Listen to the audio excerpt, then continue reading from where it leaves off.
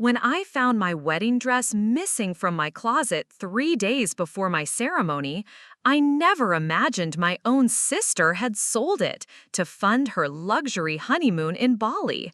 What happened next changed our family forever. I'd love to know which corner of the globe you're watching from. And if this story speaks to you, make sure to subscribe. Tomorrow's video is one you absolutely can't miss. The morning light filtered through my bedroom curtains as I reached for the garment bag that held my grandmother's vintage wedding dress. My fingers grasped at empty air.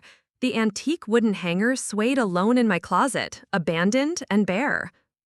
"Mom, have you seen my dress?" I called downstairs, my voice already tight with panic. The wedding was this Saturday, 3 days away. Every vendor was confirmed, every detail finalized, except now the most important piece was missing.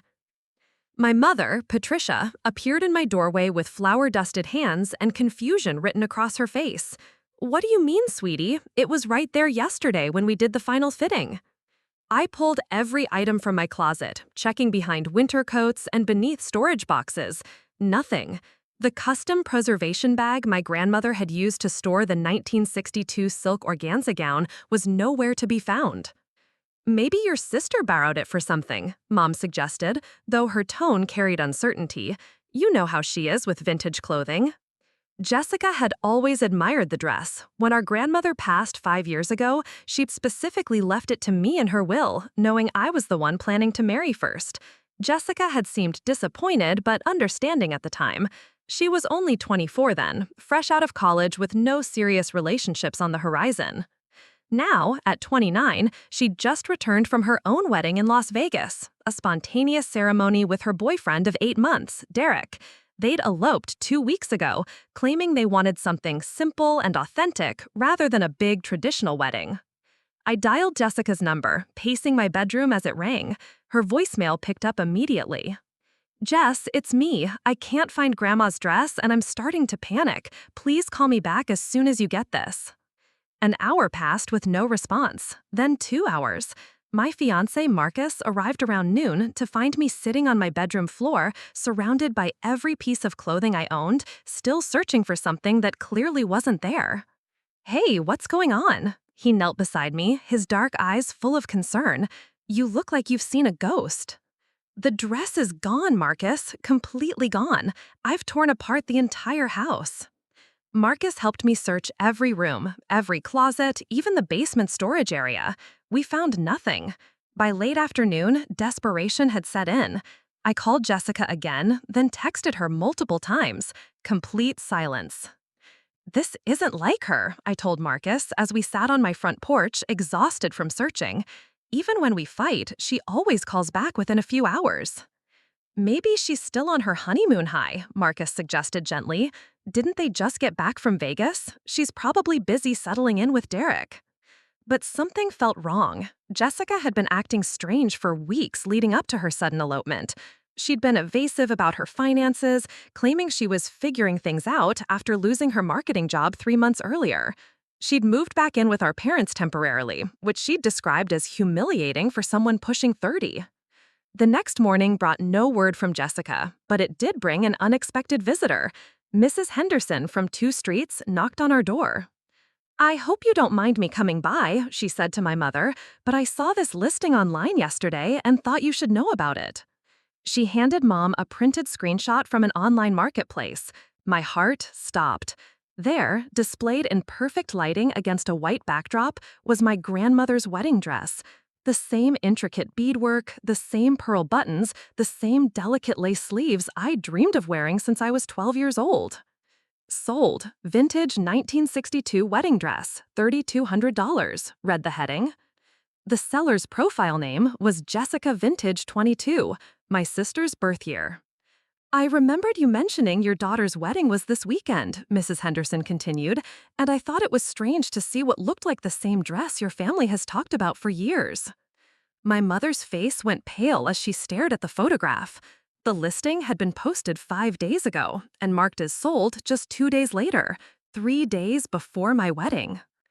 "Thank you for bringing this to our attention," Mom managed to say, her voice barely steady. After Mrs. Henderson left, we sat in stunned silence at the kitchen table. The evidence was undeniable, but the betrayal felt impossible to comprehend. Maybe there's an explanation, Mom said weakly. Maybe she was trying to help somehow, or maybe it's not actually the same dress. But we both knew better. The dress was one of a kind, custom made by a seamstress in downtown Portland for my grandmother's wedding to my grandfather. The specific beadwork pattern, the unique neckline alteration, every detail in the photograph matched perfectly. I called Jessica again. This time, she answered on the first ring. "Oh, hey, Sarah. I've been meaning to call you back. Derek and I have been so busy planning our Bali trip." "Bali trip," I repeated, my voice hollow. "Our honeymoon. We decided Vegas was just the beginning. We're leaving for Indonesia next week for 3 weeks. Derek found this amazing resort package, and we're going to do volcano hiking and—" "Jessica," I cut her off. "Where is my wedding dress?" The line went quiet for several seconds. When she spoke again, her tone had shifted completely. "What do you mean? It should be in your closet." "It's not, and Mrs. Henderson just showed me a listing for a dress that looks exactly like Grandma's dress, sold by someone called Jessica Vintage." Another pause, longer this time. "Sarah, I have no idea what you're talking about." "The listing shows the exact same beadwork, the same pearl buttons, everything. It's sold for $3,200. Look, even if that was somehow our grandmother's dress, which I'm not saying it is, $3,200 seems like a fair price for a vintage piece like that. Do you know how rare dresses from that era are?" The casual way she spoke about the price made my blood run cold. She wasn't denying it anymore. She was justifying it. "Jessica, my wedding is in 2 days. 2 days. That dress belonged to our family. It was meant to be worn by me." "That dress was supposed to be mine, too." Jessica's voice cracked through the phone.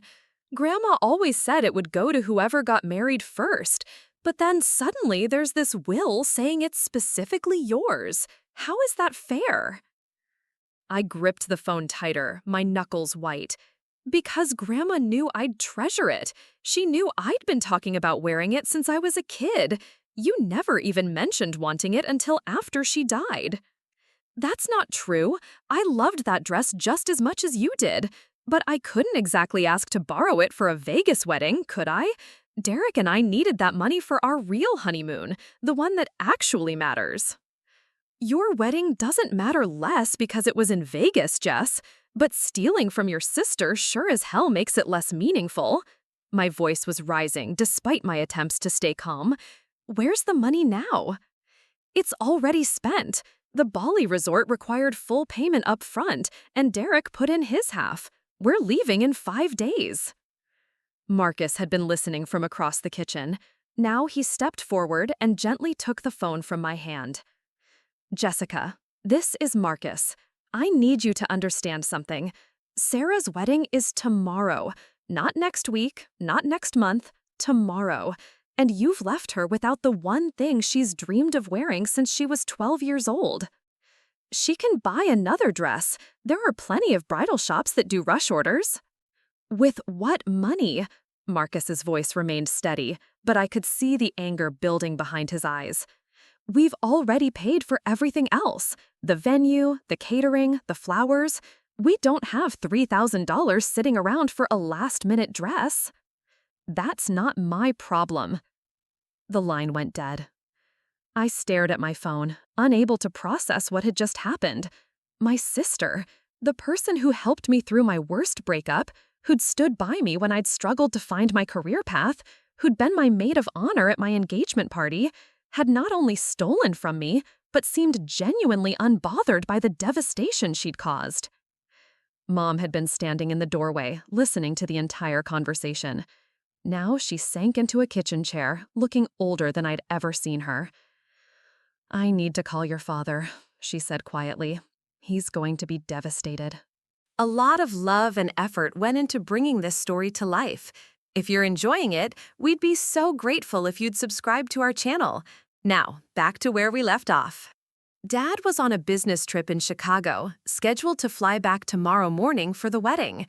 When Mom reached him an hour later, we could hear his voice through the speaker from across the room. She did what? His disbelief echoed my own from hours earlier. Patricia, tell me I misunderstood. She sold Sarah's wedding dress and used the money for her honeymoon to Bali. She's not denying it anymore. The silence on Dad's end stretched for nearly a minute. I'm catching the next flight home, and I'm calling Derek's parents. David, maybe we should. No, absolutely not. Derek needs to know what kind of person he married, and his family needs to understand what our daughter has done. This isn't some sibling squabble over a borrowed sweater. This is theft. Within 3 hours, Dad had made it clear this was becoming a family crisis that extended far beyond just me and Jessica. Derek's parents, the Thompsons, called our house directly after hearing from my father. "We had no idea about any of this," Mrs. Thompson said when I answered. "Derek told us they'd saved up for the honeymoon, that Jessica had some freelance work that paid well. We would never have supported this if we'd known." Derek apparently wasn't answering his phone for his parents either. That evening, Marcus and I drove to 3 different bridal shops in the city. The first 2 couldn't help. Nothing in my size could be altered in time. The third shop, a small boutique run by an elderly woman named Rose, took pity on our situation. "I've been in this business for 40 years, she said, studying me with experienced eyes. "I've seen everything, from floods destroying dresses to bridesmaids gaining 40 pounds overnight.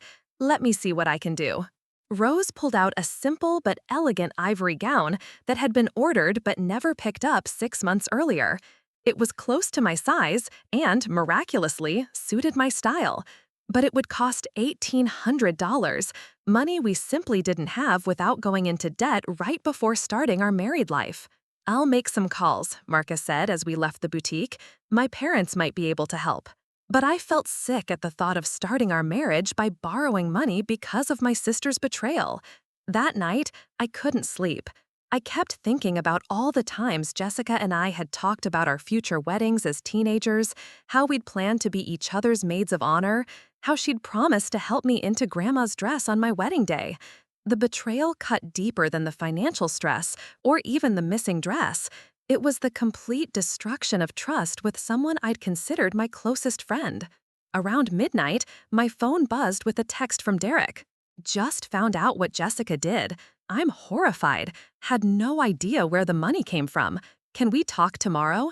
I didn't respond. What was there to say? The damage was done, and my wedding was in less than 18 hours. The next morning brought chaos. Our house was filled with relatives arriving early to help with last-minute preparations. My Aunt Linda, who'd driven down from Seattle, took one look at my face and immediately knew something was wrong. "Where's that beautiful dress you've been raving about for months?" Mom quickly pulled her aside and filled her in. Within an hour, word had spread through our entire extended family. My phone was buzzing constantly with calls from cousins, aunts, and uncles who'd heard what Jessica had done. "I never liked that girl," my great-aunt Florence declared loudly enough for the whole house to hear. "Always felt entitled to everything. Remember when she was 16 and took your prom dress without asking?" "That was different," Mom said weakly. "No, Patricia, that was the beginning of a pattern you chose to ignore." Florence's words stung because they rang true. There had been other incidents over the years.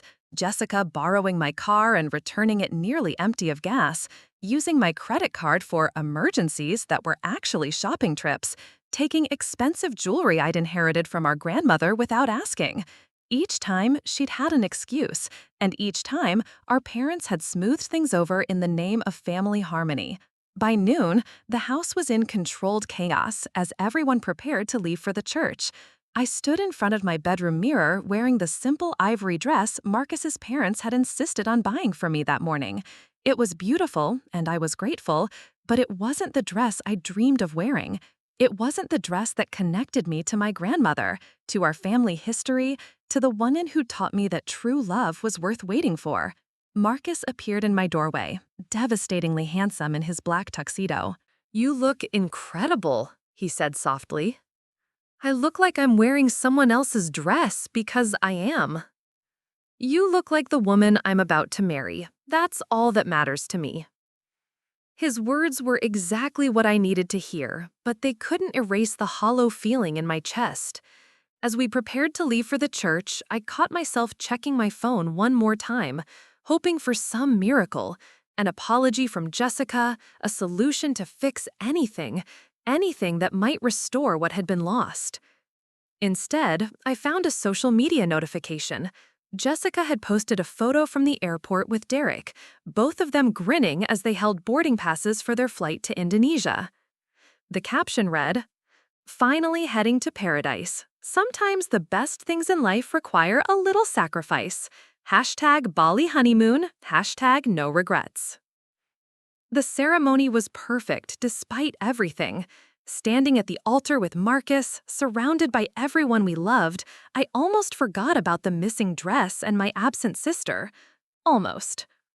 The empty spot in the front row where Jessica should have been sitting felt like a gaping wound in an otherwise flawless day.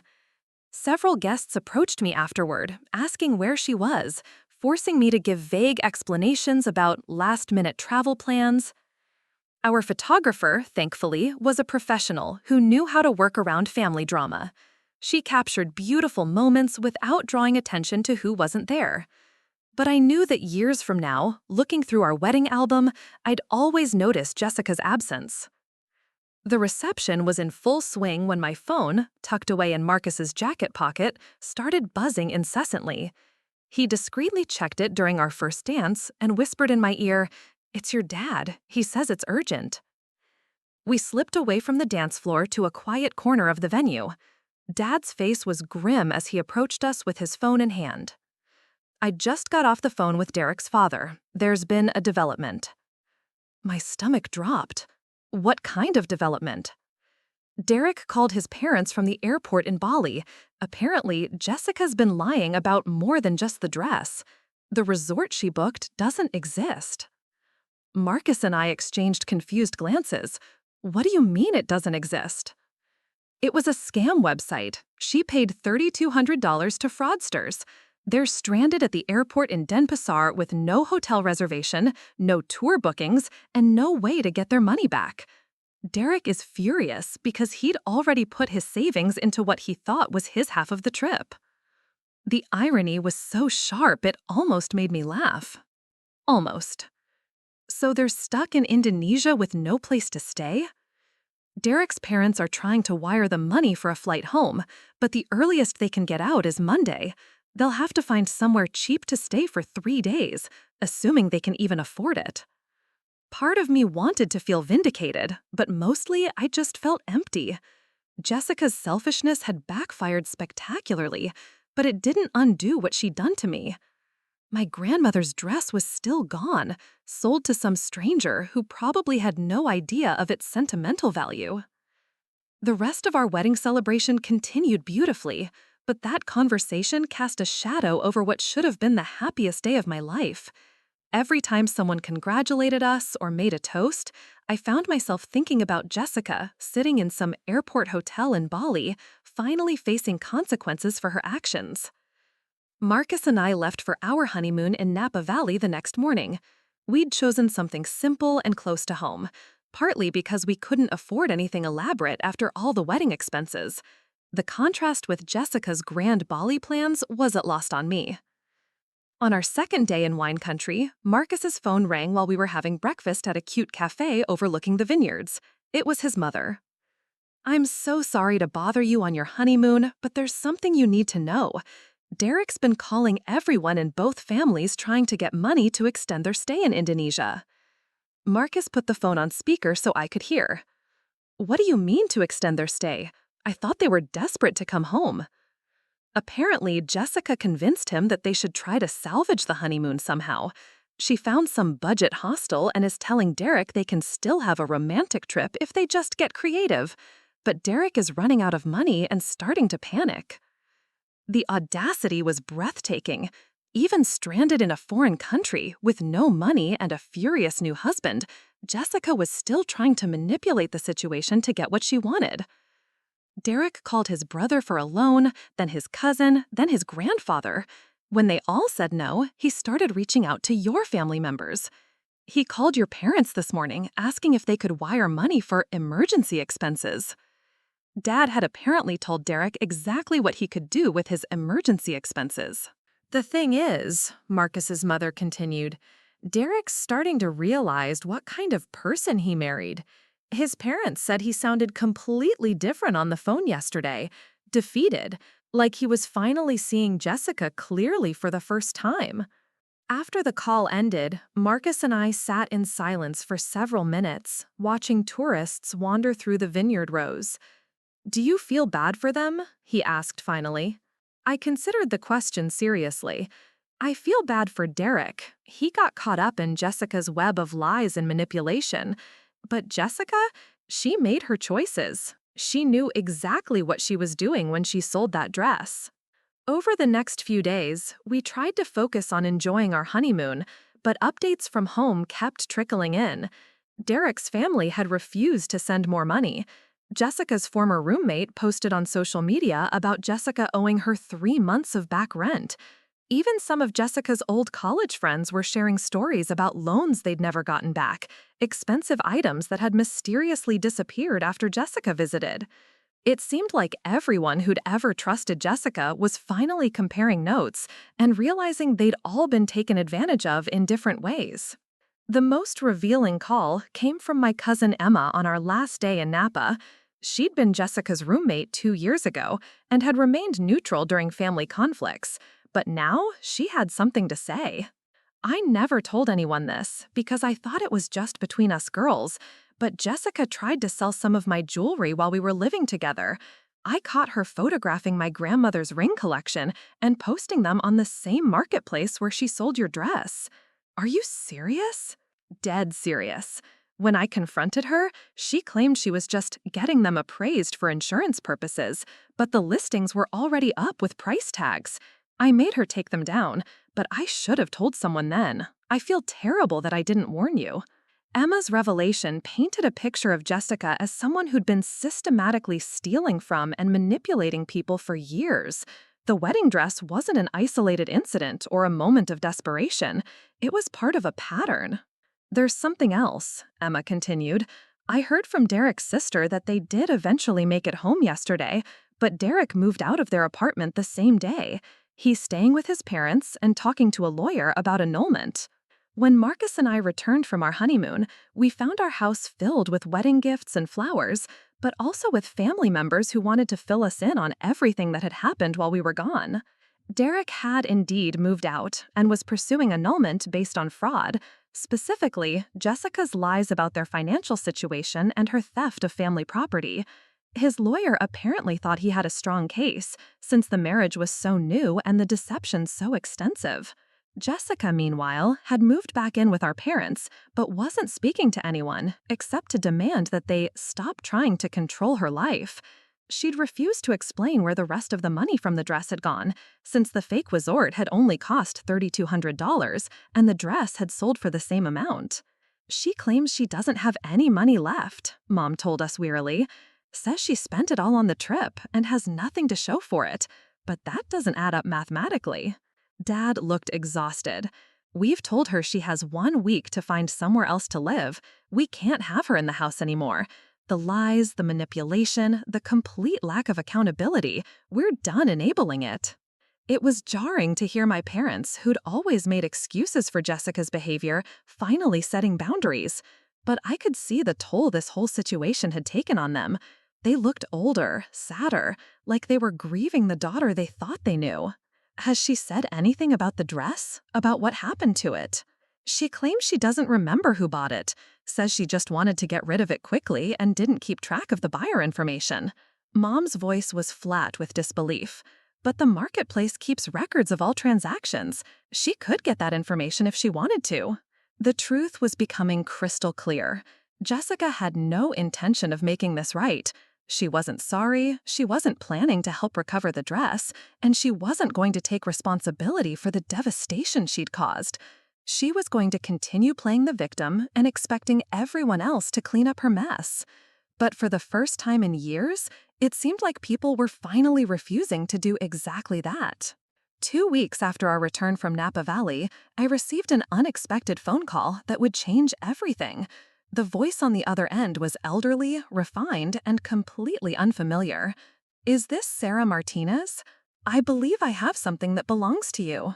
My heart skipped. "I'm sorry, who is this?" My name is Eleanor Whitmore. I purchased a vintage wedding dress online recently, and after doing some research into its provenance, I believe it may have been sold without your knowledge. I nearly dropped the phone. Marcus looked up from his laptop, immediately alert to the shift in my voice. "You bought my grandmother's dress?" I suspected as much. You see, my dear, I'm something of a collector of vintage bridal wear. When I saw the listing, the craftsmanship immediately caught my attention. But when the seller couldn't provide any family history or documentation about the piece, I became suspicious. A dress of this caliber usually comes with stories. Eleanor explained that she'd reverse-searched some of the photos from the listing and found old family pictures that had been posted on my mother's social media years ago. Pictures of my grandmother on her wedding day, wearing the exact same dress. I've been collecting vintage clothing for 30 years, and I've learned that pieces with this much sentimental value rarely end up on the market legitimately. So I did some digging. She'd contacted other members of vintage clothing communities, asking if anyone knew the history of dresses from that particular designer. Eventually, she'd connected with a woman who'd attended my grandmother's wedding in 1962 and still remembered the dress. That's when I knew something was very wrong. A granddaughter planning her own wedding would never sell such a precious heirloom, so I started looking into the seller. Eleanor had discovered that Jessica Vintage 22 had been selling numerous items over the past 6 months: jewelry, designer handbags, even furniture, all with vague descriptions and no provenance information. The pattern suggested someone liquidating assets quickly, possibly without the owner's knowledge. I'm quite embarrassed to admit this, but I think I may have purchased stolen goods, and that simply cannot stand. The relief that flooded through me was so intense I started crying right there on the phone. This stranger, this collector who could have simply kept quiet and enjoyed her purchase, had instead done detective work to track down the rightful owner. "Mrs. Whitmore, I cannot begin to tell you what this means to me. That dress belonged to my grandmother, and wearing it was supposed to connect me to her on my wedding day." "Oh, my dear, you were married recently? How horrible that you couldn't wear your family dress. Well, we're going to fix this immediately." Eleanor lived about 2 hours away in a small coastal town. She insisted that Marcus and I drive up that very weekend to retrieve the dress. But when we arrived at her beautiful Victorian home, she had a surprise that went far beyond simply returning my property. "I've been thinking about your situation all week," she said. "What your sister did was inexcusable, but it's also given me an opportunity to do something I've been wanting to do for years." Eleanor opened an ornate wooden chest and carefully lifted out my grandmother's dress. It was exactly as I remembered. Every bead, every pearl button, every delicate stitch of lace perfectly preserved. I had my seamstress examine it thoroughly. It's in remarkable condition, but there were a few minor repairs needed. Some loose beading, a small tear in the lining. I took the liberty of having them fixed. She smiled warmly. "Consider it a wedding gift." But that wasn't all. Eleanor had also researched the original designer and discovered that only 12 dresses had been made in this particular style. She'd created a detailed documentation of the dress's history, including photos of the original sketches and a letter from the designer's apprentice, now in her 80s, who remembered working on it. "This dress isn't just a family heirloom," Eleanor explained. "It's a piece of fashion history, and it deserves to be treated as such." She handed me a letter portfolio containing all the documentation, professionally mounted and preserved. This way, when you pass it down to your own daughter or granddaughter, they'll know exactly what they're inheriting. Marcus and I were both speechless. This woman, who had every right to keep what she'd legally purchased, had instead turned Jessica's betrayal into an opportunity to restore something even more valuable than what was lost. Mrs. Whitmore, how can we ever thank you? You could have kept this dress and no one would have blamed you. My dear, I'm 78 years old. I've collected beautiful things my entire adult life, but the most beautiful thing about any piece is the story it tells and the joy it brings. This dress was meant to be worn by you on your wedding day. The fact that it didn't happen breaks my heart. That's when she made another proposal that left us stunned. I'd like to suggest something rather unconventional. Would you consider having a second ceremony? Nothing elaborate, just a small gathering with your closest family where you can finally wear your grandmother's dress and have the wedding photos you were meant to have. She explained that she'd spoken with her pastor, who'd agreed to perform a blessing ceremony at no charge. Her own photographer daughter had offered to document the event professionally. Even her caterer friend had volunteered to provide a simple reception. Think of it as a proper vow renewal, even though you've only been married 3 weeks. A chance to reclaim what your sister stole from you. The idea was overwhelming and wonderful and terrifying all at once. Part of me worried it would seem frivolous or attention-seeking, but the larger part of me, the part that had dreamed of wearing that dress since childhood, was already saying yes. We couldn't possibly ask you to do all that for us, I protested weakly. You're not asking, I'm offering. And frankly, after 50 years of collecting beautiful things, I'd love nothing more than to see one of them fulfill its true purpose. We drove home that evening with the dress carefully secured in the back seat and our heads spinning with possibilities. Eleanor had given us her contact information and insisted we think about her proposal seriously. She's an angel, Marcus said as we pulled into our driveway. I mean, what are the odds? Of all the people who could have bought that dress, it ended up with someone who cared enough to return it. That night, we called my parents and told them about Eleanor's offer. Mom started crying the moment she heard the dress had been found. I can't believe it, she kept repeating. I can't believe someone would do all that for strangers. Dad was more practical, but equally moved. This Eleanor woman has shown more integrity in 2 weeks than Jessica has shown in years. Of course you should have the ceremony. You deserve to have the wedding you originally planned. The news spread quickly through our extended family. Everyone who'd been horrified by Jessica's betrayal was now thrilled about this unexpected turn of events. Aunt Linda immediately offered to remake the bouquet she'd created for our original wedding. Marcus's mother volunteered to coordinate with Eleanor's caterer to ensure our favorite foods were included. Within days, what had started as Eleanor's simple suggestion had grown into a small but meaningful celebration planned for the following month. The guest list would be limited to immediate family and closest friends, the people who'd supported us through the original crisis. There was only one question remaining: what to do about Jessica? She was still living with our parents, though the arrangement was temporary and tense. Derek had successfully filed for annulment, citing fraud and deception. The legal papers had been served the week before, and Jessica had been forced to admit in court documents that she'd misrepresented her financial situation and used money obtained through family theft to fund their honeymoon. She knows about the dress being found, Dad told us. Your mother couldn't help but mention it when Jessica asked why everyone seemed so happy lately. Jessica's reaction had been predictably self-centered. Rather than expressing relief that her theft had been undone or remorse for what she'd done, she'd immediately asked if we were planning to press charges against her for selling stolen property. She's worried about herself, Mom said tiredly. She wanted to know if getting the dress back meant she was off the hook legally. The truth was, we hadn't even considered pressing charges. The dress is back, and watching Jessica's life implode seemed like punishment enough. But her immediate concern for her own legal jeopardy, rather than any acknowledgement of the pain she'd caused, spoke volumes about where her priorities remained.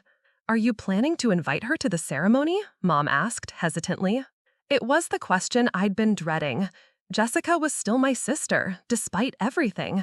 She was still the person who'd taught me to ride a bike and helped me through my first heartbreak. But she was also the person who'd stolen my most precious possession to fund a luxury vacation and shown no genuine remorse when caught. I don't know, I admitted. Part of me thinks she should be there because she's family, but another part of me thinks letting her attend would be like rewarding her behavior. Marcus had been quiet during these family discussions, but now he spoke up. Whatever you decide, I'll support, but I think you need to ask yourself one question. If Jessica is there, will you be able to focus on the joy of the moment, or will you spend the whole time worrying about what she might do next? It was a fair point. Jessica had a talent for making every situation about herself, and our vow renewal ceremony was meant to be a celebration of love and family support, not another opportunity for drama. The decision was made for us 3 days later when Jessica herself provided the answer in the most Jessica way possible. The decision about Jessica's attendance at our vow renewal was made for us in the most dramatic way possible. She provided the answer herself by attempting to sabotage the entire event before it could happen. It started with a Facebook post that appeared on our local community group page 3 days before the ceremony. The post, written under Jessica's real name, claimed that our upcoming second wedding was a fraudulent scheme to collect duplicate gifts from friends and family. Beware, Sarah Martinez and Marcus Johnson are having a second wedding ceremony next weekend to trick people into giving them more money and gifts, the post read. They already had their real wedding a month ago. This vow renewal is just a greedy cash grab. Don't fall for it. The post included screenshots of our original wedding photos and details about Eleanor's generous offer, but Jessica had twisted every fact to make us look like con artists exploiting people's generosity. Within hours, the post had been shared dozens of times and garnered over 100 comments.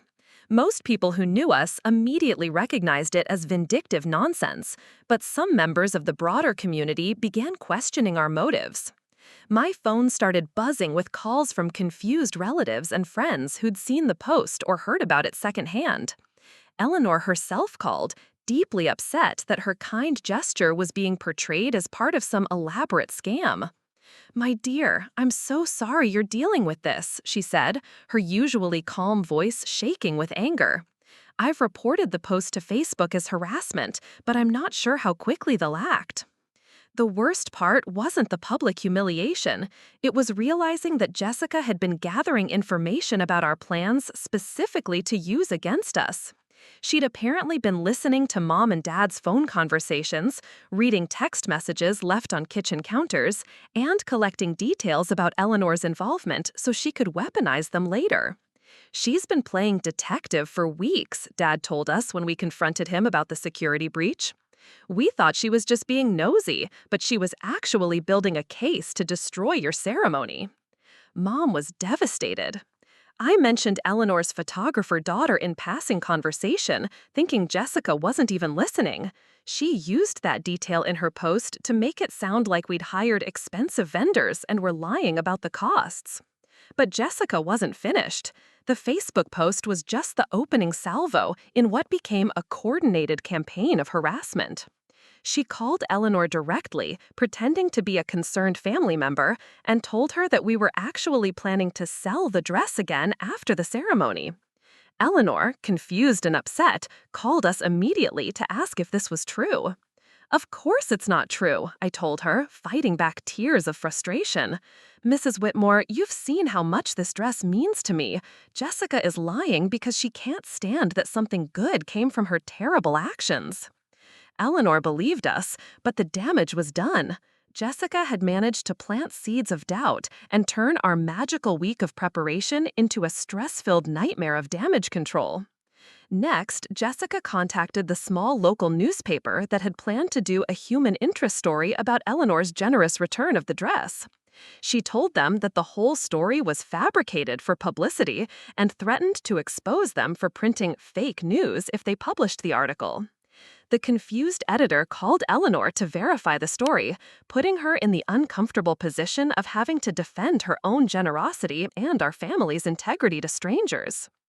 "This is getting completely out of hand," Marcus said, after fielding his third call that day from someone who'd been contacted by Jessica. "She's not just trying to ruin the ceremony, she's trying to destroy our reputation in the entire community." The breaking point came when Jessica showed up unannounced at Eleanor's house. Eleanor called us immediately after the encounter, clearly shaken.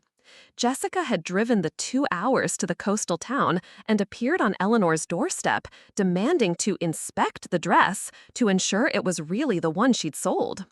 She was very aggressive, Eleanor told us. She accused me of being part of some elaborate hoax and demanded I show her receipts proving I'd actually purchased the dress. When I refused to let her into my home, she started taking photos of my house and my car, saying she was going to expose the truth about me online. Eleanor had called the police, who'd asked Jessica to leave the property, but the encounter had rattled this kind elderly woman who'd done nothing but try to help us. I'm starting to wonder if having the ceremony is worth all this chaos, I admitted to Marcus that night. Jessica is determined to destroy anything good in my life, and now she's dragging innocent people into her vendetta. But Marcus surprised me with his response. No, absolutely not. We are not letting her win. She stole your dress, she ruined your original wedding day, and now she's trying to steal this second chance too. We're having this ceremony, and we're going to enjoy every minute of it. His determination gave me strength, but I knew we needed a plan to protect everyone involved from Jessica's escalating behavior. That's when Derek unexpectedly became our unlikely ally. He called the next morning with information that changed everything. I need to tell you something about Jessica that you probably don't know. She's been doing this kind of thing for years, and I have proof. Derek explained that during their brief marriage, he'd discovered Jessica had a pattern of sabotaging other people's happy events. She'd anonymously reported her college roommate's engagement party to campus security for noise violations, getting it shut down. She'd called the health department on her coworker's baby shower, claiming the potluck food was unsafe, forcing them to cancel the celebration. She keeps detailed records of people she thinks have wronged her, and she plans elaborate revenge schemes. I found notebooks in her things when I was packing, pages and pages of information about people in her life and ways to hurt them. Derek offered to testify about Jessica's behavior if we decided to pursue a restraining order.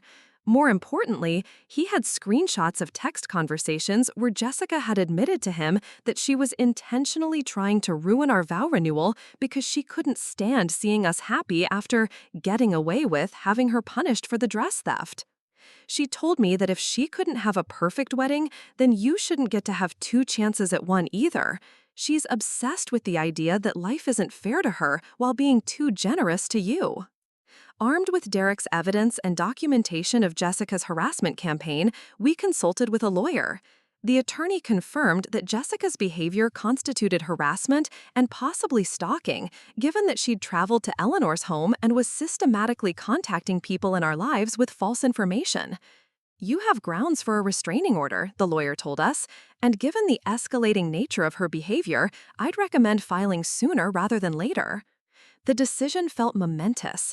Pursuing legal action against Jessica would make our family rift permanent and public, but allowing her to continue terrorizing us and innocent people like Eleanor was no longer an option. We filed the restraining order petition on Thursday. Jessica was served with the papers on Friday, the day before our ceremony.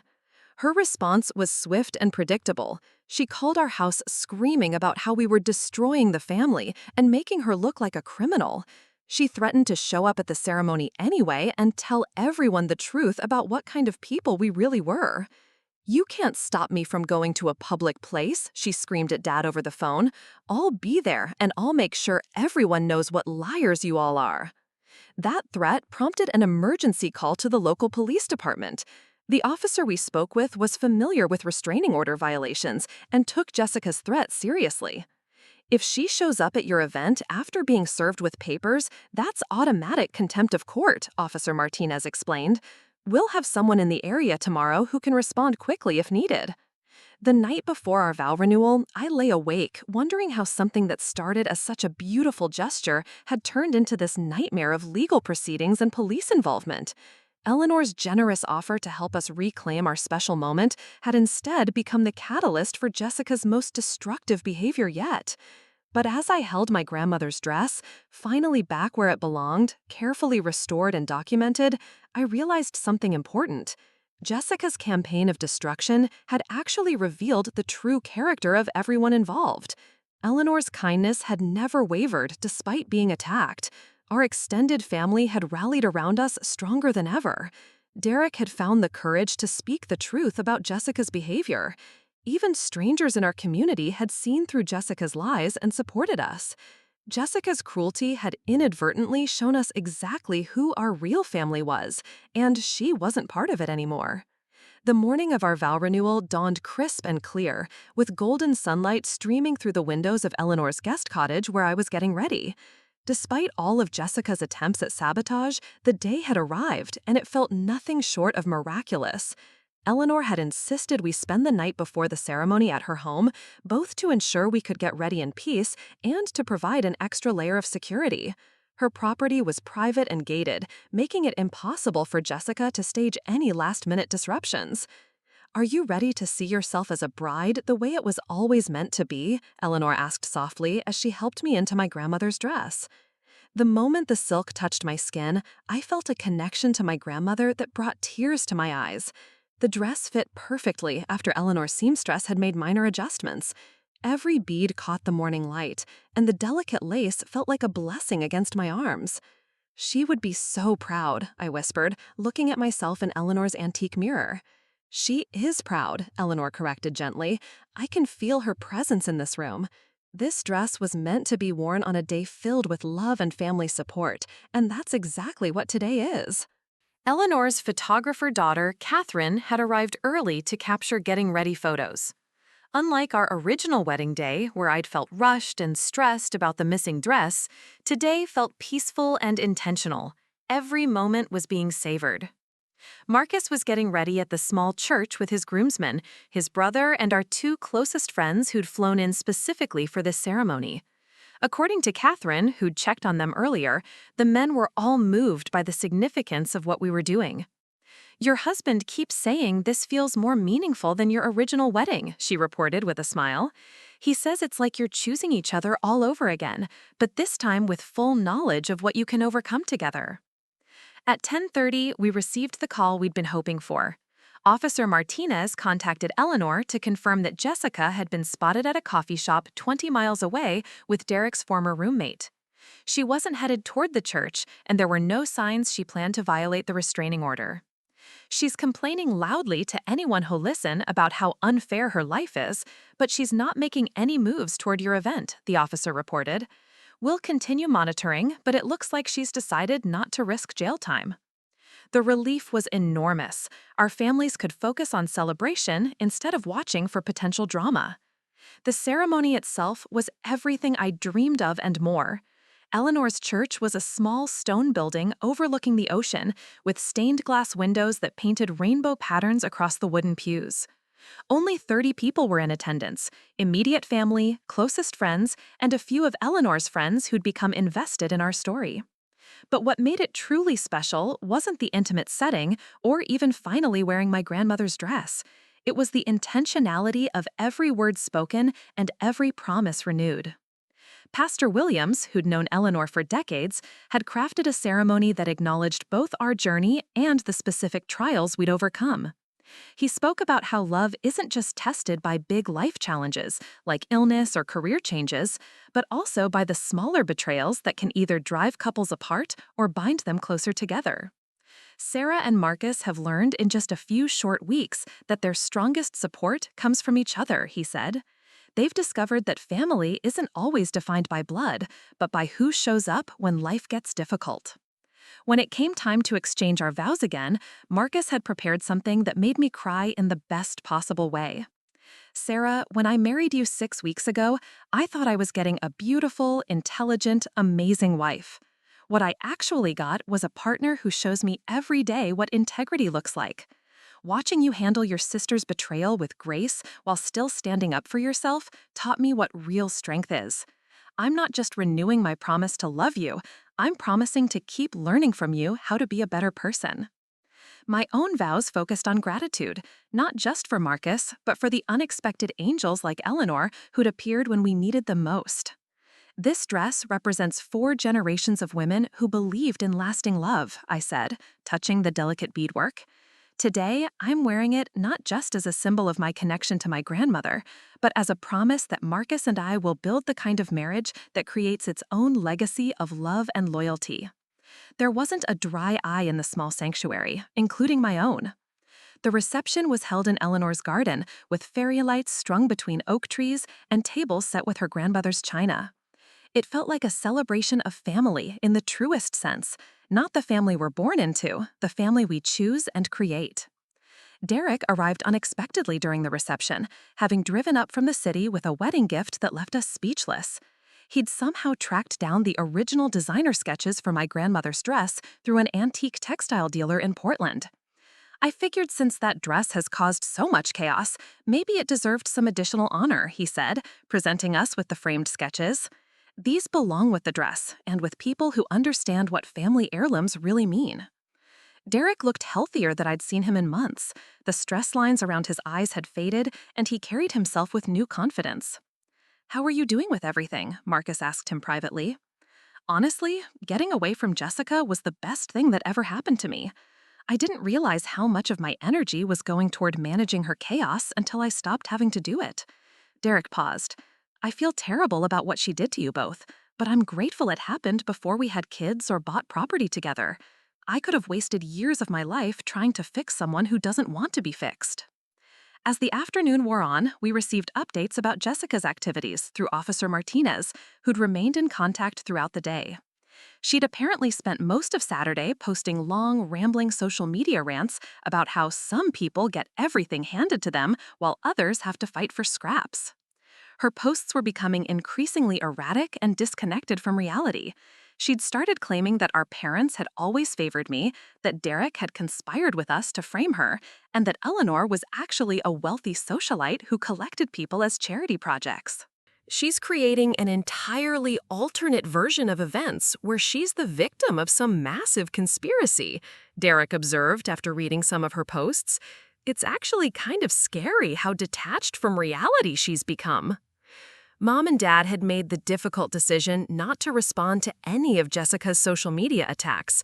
They'd changed their phone numbers and blocked her on all platforms after she'd started calling them traitors for attending our ceremony. "We finally realized that engaging with her drama was actually enabling it," Dad explained during his toast at the reception. "Jessica has to want to change her behavior, and until she does, the kindest thing we can do is stop participating in her chaos." The evening ended with dancing under the stars and Eleanor presenting us with one final surprise. She'd had her jeweler create a pendant using a small piece of lace from my grandmother's dress, lace that had been trimmed during the restoration process. "This way, you can carry a piece of your grandmother with you even when you're not wearing the dress," she explained. As Marcus and I drove home that night, both of us exhausted but deeply happy, we reflected on how dramatically our lives had changed in just 2 months. "Do you think Jessica will ever understand what she lost?" I asked. Marcus considered this carefully. "I think Jessica lost her family a long time ago through her own choices. What happened with the dress was just when the rest of us finally stopped pretending otherwise." He was right. Jessica's betrayal had been devastating, but it had also forced everyone to acknowledge patterns of behavior that had been damaging our family for years. By finally setting boundaries and refusing to enable her actions, we'd all become healthier. 6 months later, we received news that Jessica had moved across the country to live with a distant cousin in Arizona. She'd apparently burned through all her local relationships and decided a fresh start was the answer to her problems. Derek had started dating someone new, a teacher who appreciated his kindness and stability. He'd also begun therapy to understand how he'd gotten involved with someone as manipulative as Jessica and to ensure he didn't repeat those patterns. Eleanor had become like a grandmother to us, and we visited her monthly for dinner and updates on her latest vintage finds. She'd even started a blog documenting the stories behind her collection, inspired by our experience with the wedding dress. Most importantly, Marcus and I had built a marriage foundation strong enough to weather family betrayal, public humiliation, and legal drama, all in our first 2 months as husband and wife. We'd learned that protecting each other sometimes means cutting ties with people who refuse to respect boundaries, even when those people share your DNA. The wedding dress now hangs in our bedroom closet, carefully preserved and documented, waiting for the next generation. But it's no longer just a symbol of my grandmother's love story. It's also a reminder of how Marcus and I chose each other over and over again through one of the most challenging chapters of our lives. Sometimes the most precious family heirlooms aren't the objects themselves, but the lessons learned while protecting them. And sometimes the people who try to destroy something beautiful end up creating something even stronger in its place. Jessica may have stolen my dress, but she inadvertently gave us something more valuable: absolute certainty that we'd chosen the right people to call family. Looking for more? We've got 2 amazing stories ready for you right on screen. If this one touched you, these are absolutely worth your time. Click to watch them now. And hey, subscribe and hit that bell to never miss our latest uploads.